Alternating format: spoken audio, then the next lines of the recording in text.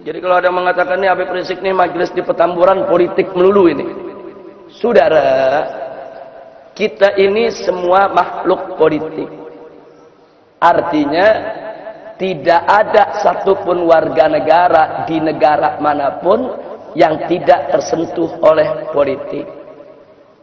Ima dia menjadi pemain politik, ima dia menjadi komoditas politik, ima dia menjadi korban politik. Nggak ada nggak tersentuh politik ya. Buktinya bagaimana? Mari kita lihat. Kita warga negara. Saya tanya, wajib tidak tunduk kepada undang-undang? Kalau melanggar undang-undang di penjara gak? Di penjara. Saya tanya, undang-undang siapa yang buat? DPR. DPR lembaga politik bukan?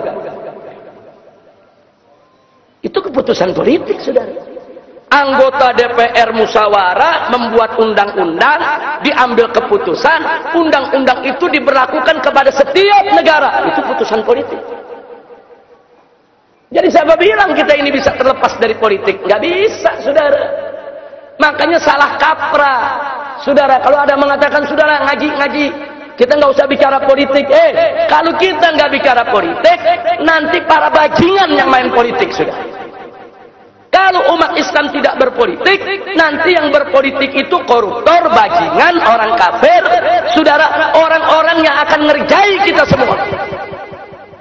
Nggak bisa. Sekarang umat Islam jangan berpolitik, umat Islam jangan bicara politik.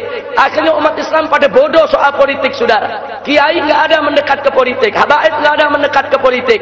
Akhirnya yang masuk ke jurang politik hanya para bajingan, para penjahat, saudara. Mereka yang tidak menjalankan ajaran agama, akhirnya mereka yang buat undang-undang, mereka yang buat keputusan, mereka yang buat aturan, kita yang mesti melaksanakan. Jangan, kalau kita nggak mau berpolitik praktis, silakan. Tapi jangan sampai mengatakan, saya nggak mau bicara politik sama sekali. Nggak boleh, saudara.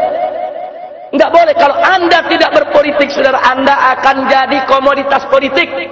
Berapa banyak majelis-majelis taklim menjadi komoditas politik, saudara? Hanya dijadikan sekrup oleh partai politik. Begitu lagi pilpres, begitu lagi pilkada, bantuan diberikan kepada berbagai macam majelis-majelis taklim untuk dukung calon ini, dukung calon itu, dukung partai ini, dukung partai itu. Itu namanya komoditas politik. Hanya diperalat kok, cuma dijadikan sekrup kok. Tanpa majelis-majelis taklim tadi, saudara, punya hak untuk menentukan siapa calonnya, cuma dijadikan sekrup untuk memperkuat orang lain. Maka itu kita katakan di sini khususnya kepada generasi muda yang punya bakat politik, masuk politik. Tapi ingat, kalau Anda mau jadi politisi, kalau Anda mau jadi pemimpin di negeri ini, dari mulai Anda muda, dari mulai sekarang, jangan melakukan suatu pekerjaan yang akan menyulitkan Anda di masa depan. Jangan mencuri, jangan berzina, jangan menenggak minuman keras. Saudara, jangan berbuat yang asusila. Ini anak-anak muda, subhanul yawm rijalul ghad, pemuda hari ini, pemimpin di hari yang akan datang.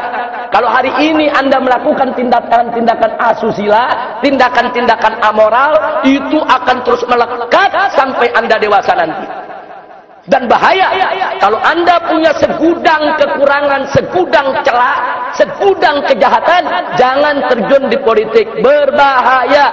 Kenapa? Sebab kejahatan Anda, kebejatan Anda, keburukan Anda akan dijadikan alat oleh musuh untuk memeras Anda. Sudah. Itu akan terjadi pemerasan politik. Bikin undang-undang macam ini ya. Kalau kau nggak setuju, ini nanti kejahatanmu kami ungkap. Bikin aturan seperti ini ya. Kalau kamu nggak setuju, ini nanti kebejatanmu akan kami sebarluaskan ke tengah masyarakat. Ini namanya pemerasan politik. Jadi kalau Anda mau jadi pemimpin di negeri ini kayak anak-anak muda, Anda mau jadi anggota dewan, Anda mau jadi menteri, Anda mau jadi presiden, dari sekarang jadilah pemuda yang bersih. Bersih. Bersih akidahnya, bersih syariatnya, bersih akhlaknya. Sehingga begitu ke depan Anda menjadi pemimpin bangsa, tidak ada yang bisa memeras Anda.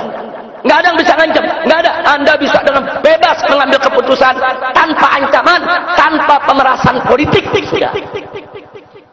Nah ini yang mesti ditanamkan ke anak-anak muda kita. Jangan anak-anak muda kita diajarin dari muda, jangan berpolitik, jauhkan diri dari politik. Nah kalau anak muda yang bagus pada jauh dari politik, akhirnya main politik narkobais semua.